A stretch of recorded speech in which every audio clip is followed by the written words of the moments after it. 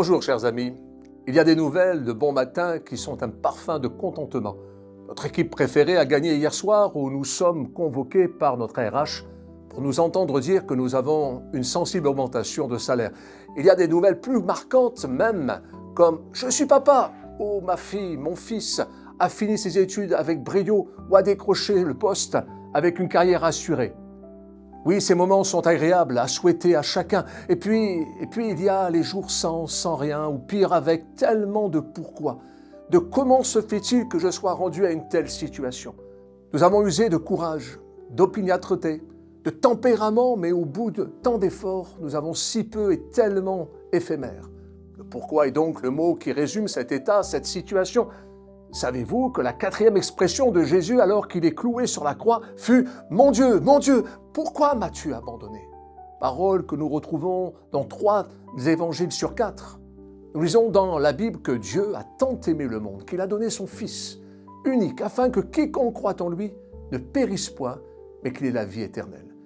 Dieu le Père est le Créateur, il n'est pas homme au sens masculin du terme, mais il a créé l'homme et la femme à son image.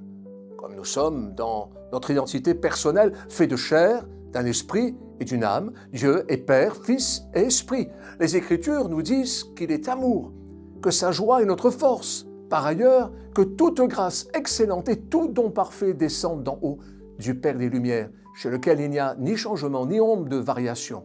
Alors pourquoi ? Pourquoi Jésus est venu mettre en application parfaitement le plan de Dieu, son Père, qui a accompli les paroles prophétiques des temps anciens, se retrouve à dire dans ces temps d'agonie « Mon Dieu, pourquoi m'as-tu abandonné ?» Ésaïe nous en donne une raison. Cependant, ce sont nos souffrances qu'il a portées, c'est de nos douleurs qu'il s'est chargé, et nous l'avons considéré comme puni, frappé de Dieu et humilié. Mais il était blessé pour nos péchés, brisé pour nos iniquités, le châtiment qui nous donne la paix est tombé sur lui, et c'est par ses meurtrissures que nous sommes guéris. Nous étions tous errants, comme des brebis. Chacun suivait sa propre voie, et l'Éternel a fait retomber sur lui l'iniquité de nous tous. Dieu est saint. Jésus a porté notre péché, soit tout ce qui est imparfait, infecté, presque bon, et encore mauvais. Dieu a détourné son regard de son Fils Jésus. Jésus est mort clouant sur le bois de la croix notre condamnation. La mort n'a pu le retenir, nous révèlent les Écritures. Jésus ressuscité nous dit aujourd'hui « Tout pouvoir m'a été donné dans le ciel et sur la terre ». Il est la réponse à nos pourquoi, étant lui-même le vainqueur.